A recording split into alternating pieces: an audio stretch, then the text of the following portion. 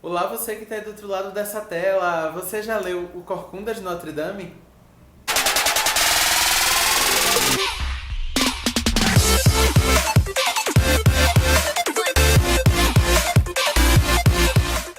O Corcunda de Notre Dame é um romance histórico escrito por Victor Hugo em 1828. Ele retrata um período de final de Idade Média, mais especificamente o ano de 1482. Não por acaso, a primeira versão do livro se chamava Notre Dame de Paris, 1482. O título foi mudado pelo Victor Hugo depois, porque ele achava que o Corcunda de Notre Dame atraía mais a atenção do público. Victor Hugo escreveu esse livro para ressaltar a importância cultural e histórica da catedral, que vivia um período delicado após sofrer com depredações e saqueamentos causadas pela Revolução Francesa. É importante ressaltar aqui que a Revolução Francesa não é a revolução retratada em Os Miseráveis, ok? Por favor, não cometam mais esse erro. As grandes autoridades de Paris desejavam demolir a catedral por não enxergarem mais utilidade e valor nela. Então, com esse livro, Victor conseguiu salvar a catedral de uma demolição. Durante todo o livro, a gente observa o Victor Hugo fazendo um papel de narrador.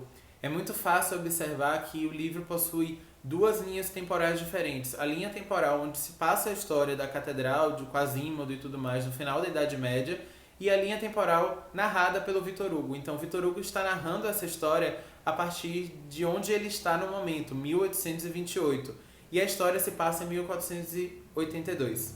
Isso é muito importante porque a todo momento ele vai falar de monumentos, lugares, ruas, edifícios que existiam em 1482 e que não existem mais em 1828. E a forma como essa mudança da cidade e essa destruição da história da cidade aconteceu. Então, o ponto principal desse livro não são os personagens, não é a história. Entendam que o ponto principal desse livro é valorizar a cultura, a arquitetura e toda a história de monumentos e da cidade de Paris como um todo, mais especificamente a Catedral de Notre Dame.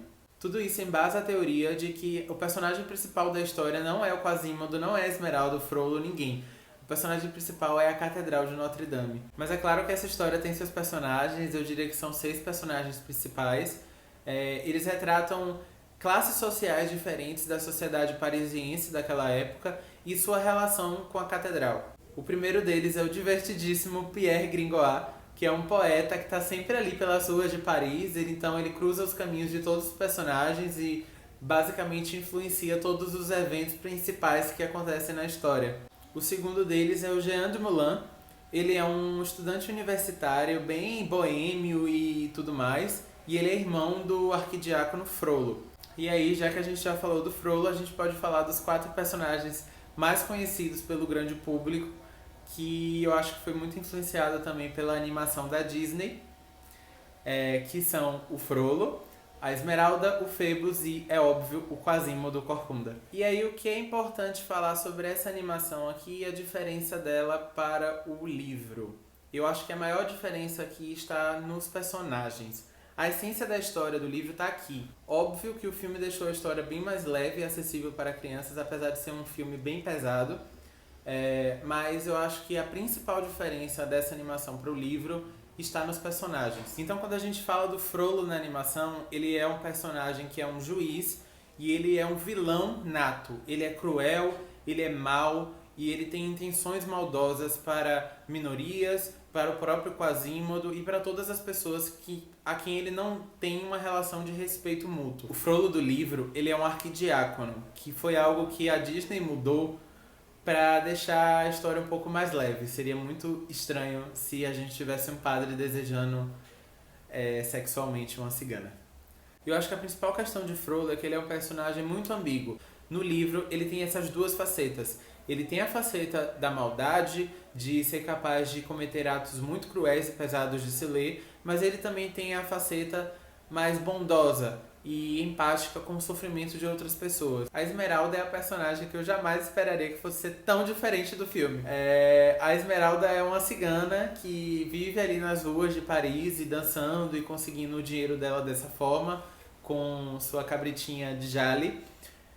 Mas ela é uma garota de 16 anos, muito, muito, muito boba e muito inocente, e que se apaixona por Phoebus.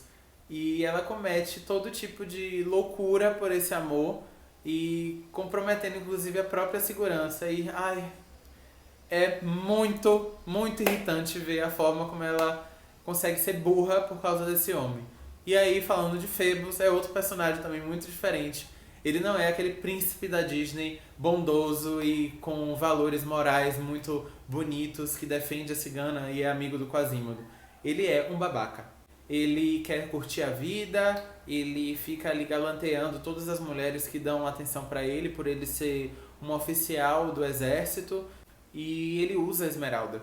Então, se por um lado ela se apaixona por ele, ele tá ali apenas para satisfazer seu desejo sexual. E aí, falando do Quasimodo, do famoso Corcunda de Notre Dame, eu preciso alinhar as expectativas aqui com você e dizer uma verdade. O Quasimodo quase não aparece na história. Pois é, eu fiquei com essa cara de surpresa boa parte do livro, esperando que o Quasimodo aparecesse mais na história. Mas o que eu posso dizer é que quando ele aparece, ele rouba completamente o foco da atenção do leitor. Ele é um personagem muitíssimo interessante e é muito fácil de se identificar e sentir compaixão por ele. Se no filme da Disney ele é um personagem fofo, que é muito fácil da gente gostar, no livro ele é um personagem completamente antissocial. A gente ainda assim sente muita empatia por ele, mas é muito visível ver como a natureza dele é uma natureza selvagem. Então ele é leal para quem é bondoso com ele, quem faz ações boas para ele, e ele é maldoso com quem o odeia ou quem o submete a situações de perigo, de humilhação ou coisas do tipo. Apresentados os personagens, eu não quero me adentrar muito na história para evitar spoilers. Então, o que eu posso dizer que acontece aqui é que Frollo, ele é obcecado por Esmeralda, ele se apaixona por ela quando ele a vê dançando pela primeira vez na praça, em frente à catedral. E tomado pela culpa de não poder possuí-la por ter escolhido uma vida de padre, de arquidiácono, ele decide que se ele não pode tê-la, ninguém poderá ter. Então ele acaba cometendo um crime e Esmeralda acaba sendo culpada por esse crime. E é a partir daí que a história vai se desenvolver. Esmeralda se torna uma procurada da justiça e Quasimodo vai se apaixonar por ela também, porque obviamente, apesar dela sentir muito medo do Quasimodo, ela nunca cometeu nenhuma ação de crueldade com ele. E ele se apaixona por ela e ele ajuda ela. E a partir daí a história vai se desenvolver e os personagens vão se cruzar o tempo todo. E eu não vou contar muitos detalhes, o que eu posso dizer é que não tem um final feliz da Disney, é uma tragédia. Então, basicamente todos os personagens terminam com finais muito ruins. Mas por favor, não deixe de ler por causa disso. Vale muito a pena a história, por mais trágica que possa ser o final dela. E a última página do livro é uma das coisas mais tristes e mais lindas que eu já li até hoje, durante todos esses anos que eu consumo livros e leio loucamente na minha vida. Tá, mas quem já leu Victor Hugo tem umas questões na escrita dele que muita gente critica e não gosta. Victor Hugo tem um costume de fazer digressões, que são pausas na história para que ele possa opinar sobre algum tema específico, sobre algum acontecimento específico ou detalhar melhor aquilo que ele quer mostrar para o leitor. Um exemplo, depois que ele apresenta os principais personagens da história, ele para a história e ele passa um capítulo inteiro de umas 20 páginas descrevendo literalmente as ruas de Paris, os prédios de Paris, os monumentos de Paris, como a sociedade parisiense vive com aquele ambiente e tudo mais. Se você gosta de história, se você gosta de arquitetura, o Corcunda de Notre Dame é um presente que eu estou te dando para você ler.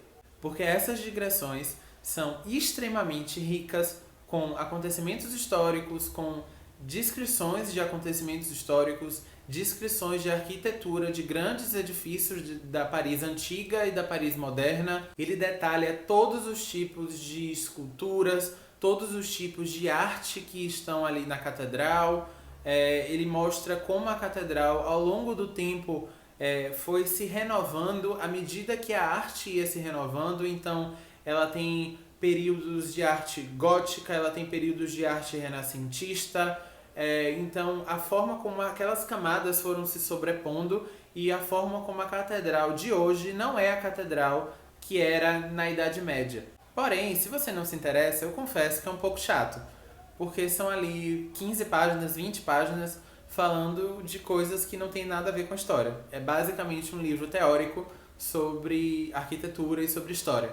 Isso não me incomodou enquanto eu lia. Pelo contrário, eu acho que as principais memórias que eu tenho do Corcunda de Notre Dame como livro agora estão em alguns desses capítulos de digressões. Então, eu recomendo aqui 2 capítulos muito interessantes e muito bons. Primeiro é esse capítulo que ele descreve a Paris inteira e ele faz um sobrevoo sobre Paris.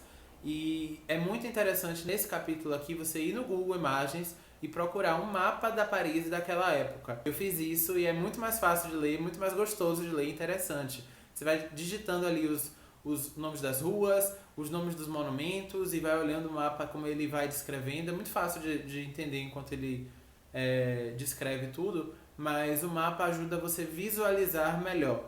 O segundo capítulo é um capítulo onde ele fala sobre a mudança de paradigma que acontece do final da Idade Média para o início do Renascimento, que é basicamente o surgimento da mídia impressa.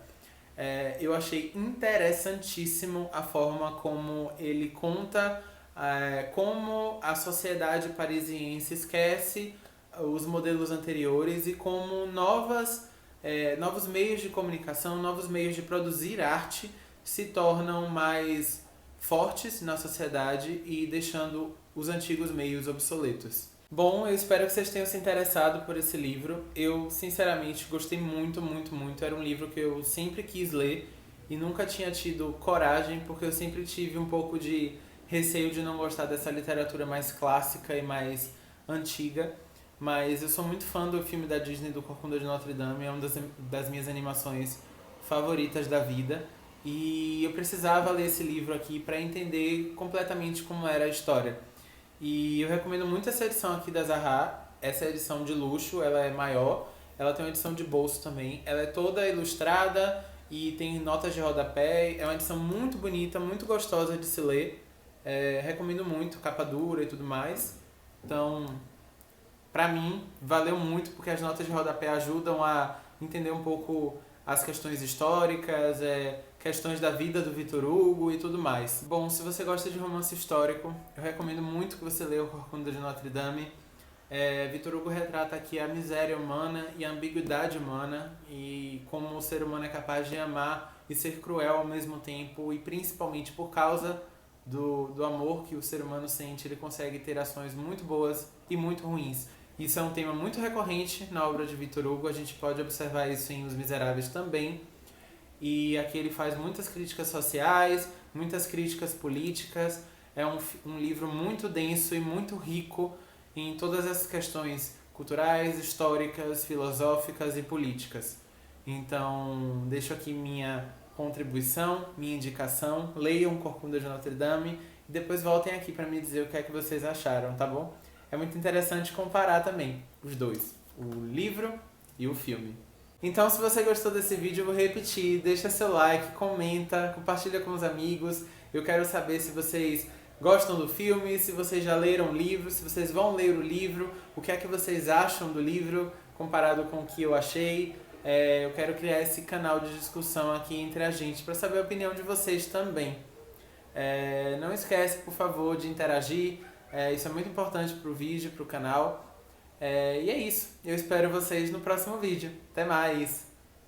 Responda o enigma assim que puder ao soar de Notre Dame. Quem é o monstro e o homem quem é? Dizem um som, som, som, som, som, sons, sons, sons, sons de